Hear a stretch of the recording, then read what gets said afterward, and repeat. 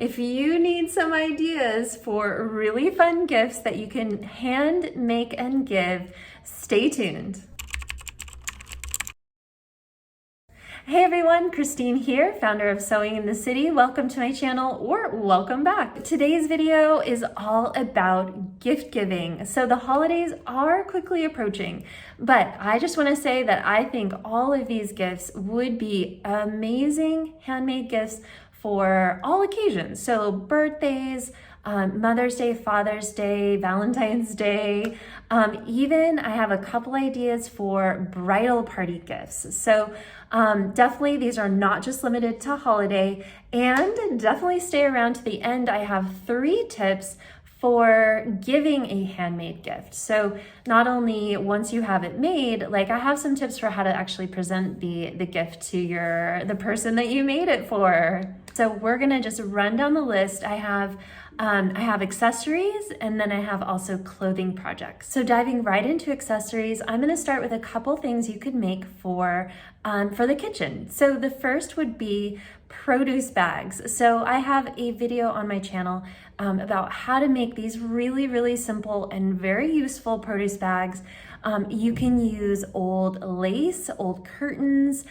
You could upcycle any kind of shirts that are lightweight fabric and make these super useful produce bags. So this might even be a great kind of like bundle option if maybe you bundled it with a homemade sponge or homemade paper towels or something like that. That makes it kind of more of like a kitchen themed gift. And then adding on to the kitchen theme, you could make some beautiful mitered cornered napkins. So I think these would make a beautiful housewarming gift for someone.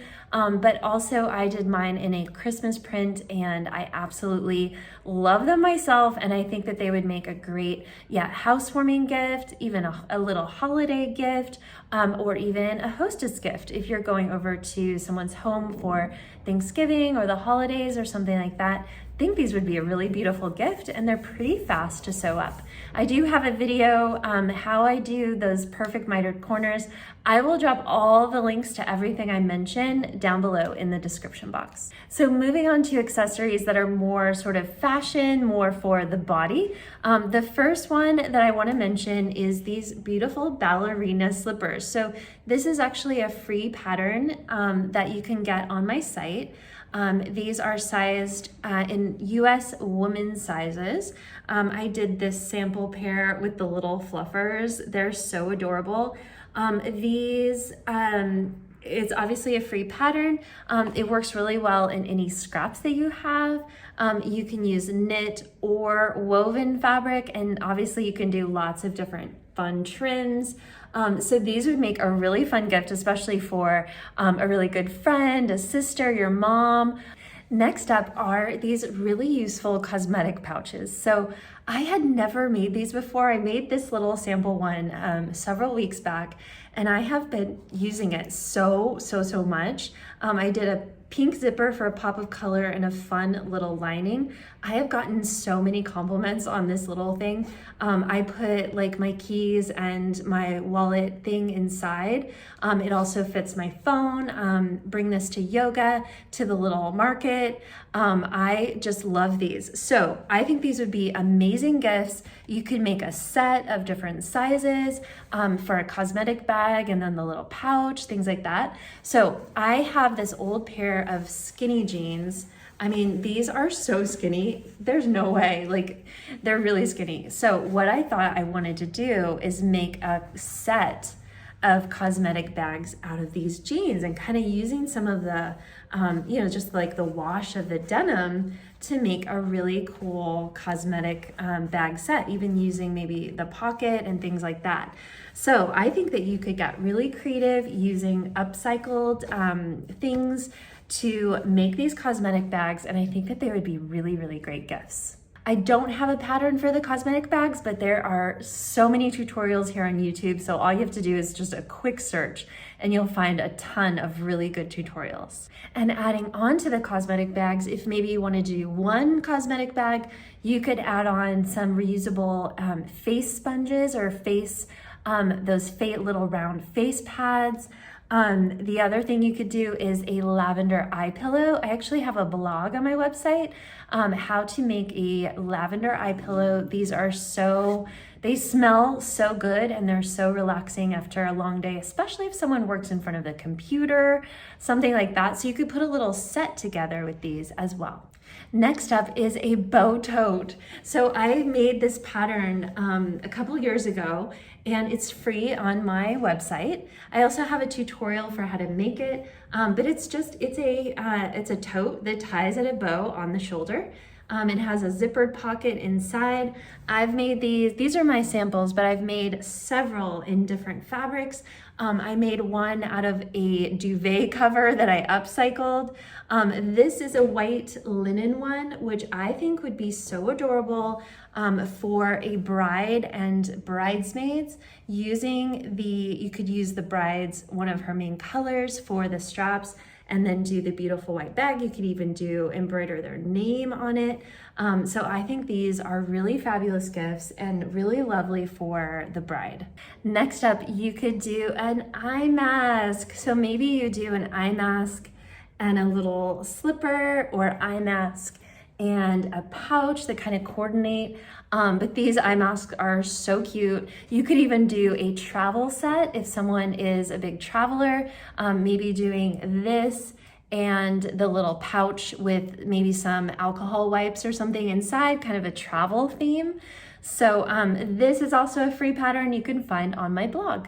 All right, so now moving into clothing gifts that you could make. So I know that clothing is like maybe a little bit sensitive because we do have some sizing, but the items that I'm going to share are pretty easy sizing and great gifts for family or sisters, things like that. So the first one I want to mention is a bathrobe. So I have memories. I think I made my dad a couple bathrobes for different Christmases. I know I made my mom a couple bathrobes. There's just something about a bathrobe that is really, I don't know, it's such a great gift, right? So I do have a bathrobe pattern. It's just a traditional wrap style with pockets, of course. It comes in 2 different lengths, so you could make a longer length. I have my white one in terry cloth, which is just a really traditional look. There's also, you could do them out of like a cotton poplin, a flannel. I made one for my husband in a checkered flannel, which is just super, super cozy. So for those in the States, when you have the snuggle flannel at Joann's, this would make such a great robe out of all of those beautiful novelty flannel prints.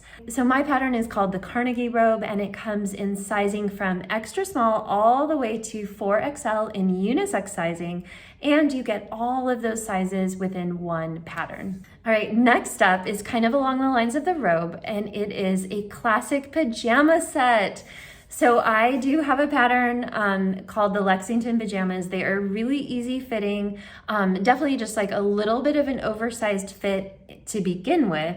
So that makes them pretty easy fitting. You can add different lace details. You could do really fun, different fabrics. So these are a really fun gift for someone. Even making a matching set for your family could be really fun. So pajamas, and you could even do some slippers and a matching eye mask or something like that to make it a full like gifting set.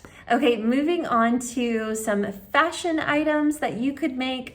I'm gonna suggest 2 different sweatshirts here. I think sweatshirts are a pretty easy thing to make. And so the first is my Bleecker sweatshirt. So this is such a fan favorite. Everyone seems to love the Bleecker sweatshirt. It is oversized.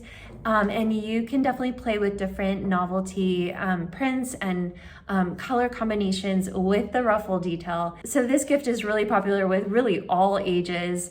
It's really fun to style with sweats or with jeans. So yeah, a really fun gift for maybe a sister or best friend, someone like that. And finally, I'm going to suggest the Sullivan sweatshirt. So this sweatshirt is a little bit less oversized. It is slightly cropped. So I think this would make a great gift for kind of a younger person on your list. someone who maybe you just are like, what do I get this person? But you know she's fashionable, and I think this would make a really, really fun gift.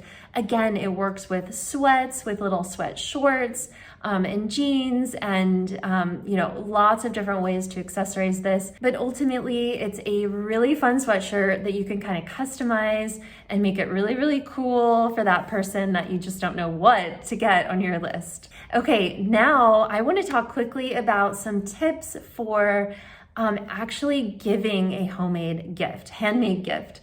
So I had an experience a long time ago where I made a handmade stuffed bunny for one of my friends' daughters, and it just kind of got like lost in the shuffle of this big party. And at that point, I kind of realized gift giving is really an art. There's really a way to give a handmade gift that we've like poured our love and time and money into. So I have 3 quick tips that I've just kind of taken notice of as I give a homemade gift. So the first tip is to add a note. And if possible, you can actually attach it to the item. So if you are going to a large party or a gift exchange where maybe you're not going to be able to one-on-one like necessarily talk to the person, but they are someone special that you want to give a nice gift, I would suggest just attaching a little card with, you can use a safety pin even, just attach a little gift card type of thing, even just a piece of paper with a hole punch, like a cardstock type of paper with a, you know, nice little handwritten note that just lets them know it was handmade and then offers them some care instructions. So for example, if you're giving a quilt or even like these slippers, you know, people might wonder like, how do I wash this thing? Or if it's a bathrobe, how should I wash this? So that's a really nice way to just, you know, remind them or let them know that you actually made it.